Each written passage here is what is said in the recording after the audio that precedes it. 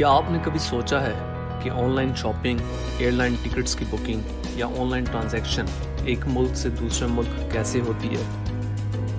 Companies جو آپ کو آن لائن سروسز دیتی ہیں ان کی اپنی ڈیٹا بیس ہوتی ہے جس کا کام کمپنیز کا ڈیٹا سٹور کرنا ہوتا ہے۔ دوستو، آج ہم جس شخص کے بارے میں بات کرنے والے ہیں وہ اس فیلڈ کا بے تاج بادشاہ ہے، مگر ادھر تک پہنچنے کے لیے اسے بہت سے مشکل مراحل سے گزرنا پڑا۔ اس ویڈیو کو اینڈ تک دیکھیں، شاید اس ویڈیو سے آپ کے کام کرنے کے طریقے کو نیا رنگ مل سکے۔ لیری ایلیسن 17 اگست 1944 میں امریکی ریاست نیو یارک کے شہر برانکس میں پیدا ہوا۔ اس کا باپ نہ ہونے کی وجہ سے اس کی ماں اس کو اکیلے پال رہی تھی، اور جو خود 19 سال کی تھی، اور کم عمری کی وجہ سے اس کے لیے لیری کو پالنا مشکل ہو رہا تھا۔ جب لیری کو نمونیا ہوا تو اس کی ماں نے اسے اس کی خالہ اور خالو کو دے دیا۔ اس وقت اس کی عمر 9 ماہ تھی۔ یہ امریکہ کی ایک مڈل کلاس فیملی تھی، ہم لوگوں کی طرح، جہاں ماں ہمیشہ کی طرح پیار اور خیال کرنے والی اور باپ غصے اور سخت مزاج کا مالک ہوتا ہے۔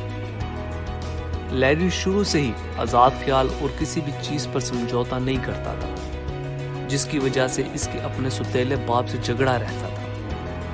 یہ اسکول ٹائم سے ہی ایک اونچی سوچ کا مالک تھا اور مشکل سے مشکل سبجیکٹس میں دلچسپی لیتا تھا، جیسا کہ اسپیس شپ کنسٹرکشن، ہائی ٹیکنالوجی اور انجینئرنگ وغیرہ۔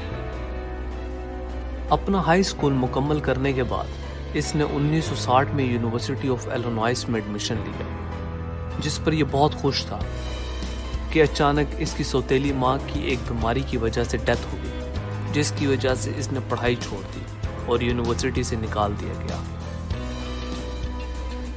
اس کے بعد یہ 1 سال تک مسلسل پارٹ ٹائم جابز کرتا رہا، اور پھر اس نے یونیورسٹی آف شکاگو میں ایڈمیشن لیا، مگر تب تک اس کا پڑھائی سے دل اٹھ چکا تھا، اور اس کا نتیجہ یہ نکلا کہ اسے پہلے سیمسٹر کے فوراً بعد ہی یونیورسٹی سے نکال دیا گیا۔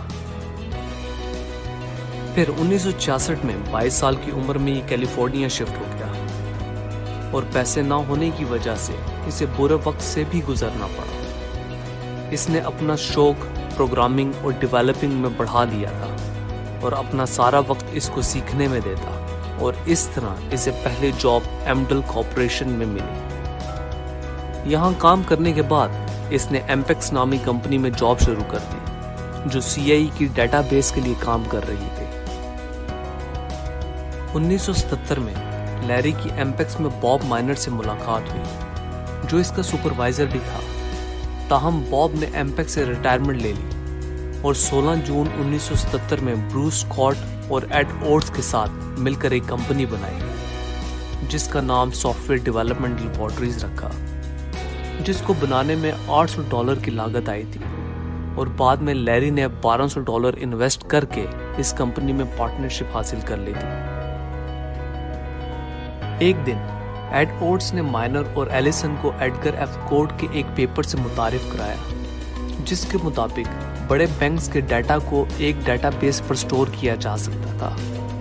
یہ آئیڈیا ایلیسن کو بہت پسند آیا، اور اس نے ڈیٹا بیس مینجمنٹ سسٹم پر کام کرنا شروع کر دیا۔ کمپنیز اس ڈیٹا بیس کو مختلف قسم کا ڈیٹا سٹور کرنے کے لیے استعمال کرتی ہیں، جیسا کہ اکوپمنٹ ڈیٹا اور فائنینشیل نوٹس وغیرہ سٹور کرنے کے لیے۔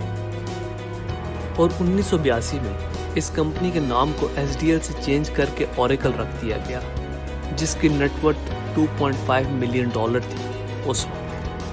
بعد میں ایلیسن نے ایپل میں بھی ڈائریکٹر کے طور پر کام کیا، اور یہ 1978 سے لے کر 2014 تک اوریکل کا CEO بھی رہا۔